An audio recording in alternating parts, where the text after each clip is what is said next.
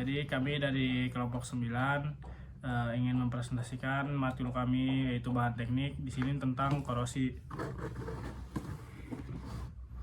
Ya, ini anggota kami ada 2, saya dan Melvin. Nah, terus latar belakang. Nah, jadi korosi itu adalah kerusakan pada logam diakibatkan karena lingkungan, yaitu kelembapan udara, air maupun zat asam. Dalam sehari-hari itu contohnya seperti paku, terus ini pagar dan lain-lain. Nah, di sini ada tujuan dan rumusan masalah. Tujuannya yaitu rumusan masalah itu apa yang dimaksud dengan korosi, terus jenis-jenisnya, dan juga bagaimana cara melindungi material dari korosi. Oke, lanjut. Nah, di sini adalah korosi. Ya, seperti yang tadi saya bilang, korosi itu adalah proses penurunan kualitas atau kerusakan pada logam atau material yang terjadi akibat interaksi material dengan lingkungan di sekitarnya. Nah, lingkungan seperti udara, air, tanah memiliki peran besar dalam mempercepat korosi ini atau oksidasi. Nah, terus faktor lingkungan mempengaruhi proses ini, meliputi udara, air, kelembapan, dan lain-lain. Nah, lanjut. Cepat. Nah, di sini faktor-faktor korosi ada 5, yaitu temperatur, kecepatan aliran, pH, terus kadar oksigen, dan juga kelembapan udara. Nah, di sini kami akan membahas jenis-jenis korosi. Korosi ini memiliki beberapa jenis yang dibedakan berdasarkan bentuk serangan, lokasi terjadinya, serta mekanisme reaksi pada permukaan logam. Setiap jenis korosi ini memiliki karakteristik dan penyebab ataupun dampak yang berbeda terhadap material yang terkena korosi tersebut. Lanjut. Di sini ada korosi seragam.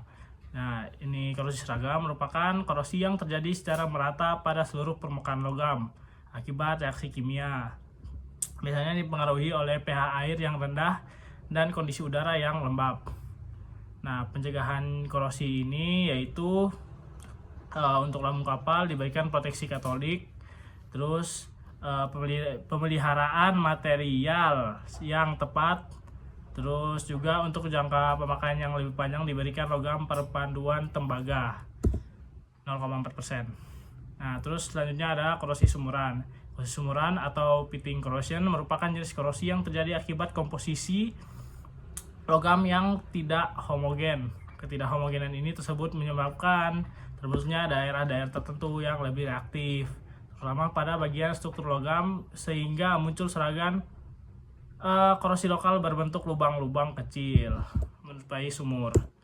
Oke, nah, ini video. Nah, skip aja. Oke, skip durasi.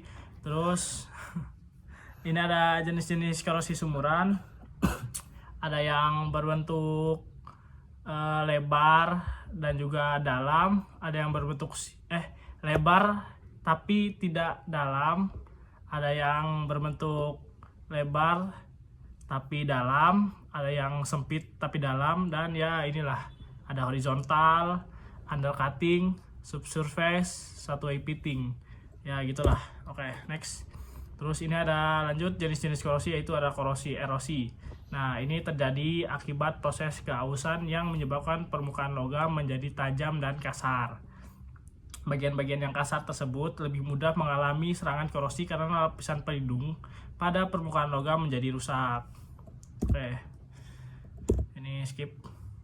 Oke, next ada korosi galvanis. Nah, korosi di sini terjadi ketika dua jenis logam yang berbeda berada dalam satu lingkungan elektrolit yang sama. Perbedaan potensial elektroda antara kedua logam tersebut menyebabkan logam yang bersifat lebih anodik atau lebih menyerap elektron mengalami korosi lebih cepat, sedangkan logam yang lebih katodik cenderung terlindungi. Fenomena ini dikenal sebagai korosi galvanik. Oke, lanjut. Ini lanjut. Nah, terus ada korosi tegangan, stress corrosion atau SSC, atau retak korosi. Tegangan terjadi karena butiran logam yang berubah bentuk. yang diakibatkan karena logam mengalami mengalami perlakuan khusus seperti diregakkan atau ditekuk dan lain-lain lah, sehingga bereaksi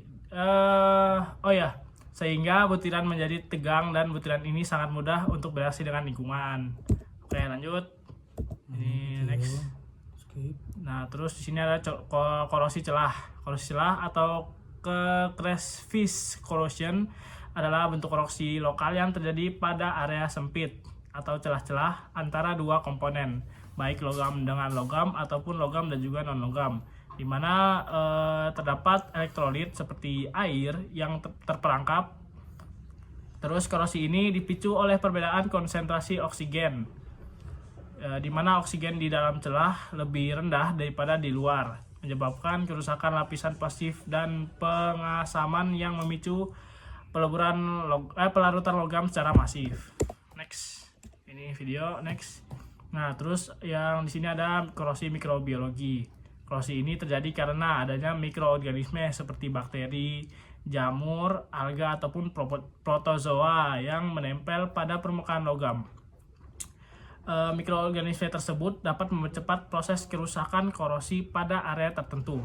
Biasanya mikroorganisme ini akan membentuk lapisan tipis di permukaan logam yang disebut biofilm. Itulah. Lapisan ini mulai terbentuk permukaan logam lapisan ini mulai terbentuk sekitar 2-4 jam setelah logam terkena lingkungan tertentu, misalnya saat terendam cairan. Next. Nah, yang terakhir di sini ada korosi lelah. Korosi lelah atau fatigue corrosion adalah kegagalan material logam yang disebabkan oleh kombinasi beban mekanis siklik berulang-ulang dan lingkungan korosif. Proses ini mempercepat pembentukan letakan mikro yang menyebabkan logam patah jauh di bawah batas kekuatan normalnya. Umumnya terjadi pada turbin uap, baling-baling kapal, dan juga pengoboran minyak. Nah, di sini ada dampak korosi pada industri dan otomotif. Sabar di sini. Korosi merupakan salah satu masalah yang dampak pada berbagai bidang, terutama industri dan juga otomotif. Proses ini tidak hanya menyebabkan kerusakan pada material logam, tetapi juga dapat menurunkan kualitas kekuatan serta umur pakai komponen yang digunakan. Dalam dunia industri, korosi dapat mengganggu kinerja peralatan dan meningkatkan biaya perawatan. Sedangkan pada bidang otomotif, korosi dapat mempengaruhi tampilan, performa, hingga keselamatan kendaraan. Oleh karena itu, pemahaman mengenai dampak korosi sangat penting agar dapat dilakukan tindakan pencegahan dan perawatan yang tepat. Oke, lanjut. Melvin akan membacakan. Dampak korosi pada industri. Kerusakan peralatan utama. Korosi merusak mesin, pipa, tangki penyimpanan, dan struktur baja. Kegagalan operasional fatal. Korosi menyebabkan kebocoran atau kerusakan mendadak pada peralatan yang berpotensi menyebabkan kecelakaan kerja atau terhentinya produksi. Lalu ada dampak korosi pada otomotif. Korosi bodi dan sasis. Korosi memakan logam bodi mobil, terutama pada bagian kolong, roda atau sasis, yang mengurangi kekuatan struktur kendaraan. Kerusakan komponen mesin. Korosi pada sistem pelumasan atau sistem pendingin dapat merusak mesin. Lalu ada penurunan estetika dan nilai jual.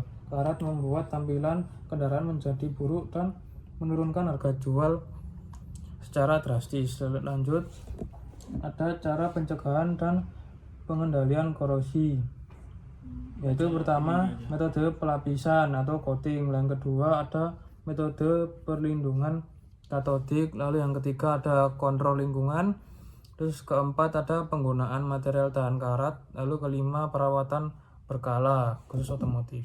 Lanjut. Penerapan pencegahan korosi pada bidang otomotif. Keropos bodi dan sasis.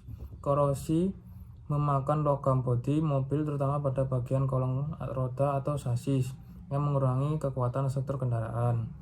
Kerusakan komponen mesin. Korosi pada sistem pelumasan atau sistem pendingin dapat merusak mesin. Lalu masalah keamanan karat pada komponen pengereman atau suspensi dapat membahayakan kecelakaan berkendara. Lalu coating pada mobil. Coating atau pelapisan bodi mobil berfungsi melindungi permukaan cat dan logam dari kontak langsung dengan udara, air, dan zat korosif. Lalu lapisan ini membantu mengurangi resiko munculnya karat, terutama pada bagian yang sering terkena hujan dan panas matahari. Lanjut, coating pada bodi mobil. Coolant radiator tidak hanya berfungsi menjaga suhu mesin tetap stabil, tapi juga melindungi bagian dalam radiator dan saluran pendingin dari korosi. Cairan coolant mengandung inhibitor yang membantu mencegah reaksi oksidasi pada logam seperti aluminium dan besi pada radiator. Lanjut, itu mencuci kolong mobil secara berkala. Kolong mobil merupakan bagian yang sangat rentan mengalami korosi karena sering terkena air, lumpur pasir, dan kotoran jalan. Jika dibiarkan menempel terlalu lama, kotoran tersebut dapat menyimpan kelembapan dan mempercepat pembentukan karat pada sasis.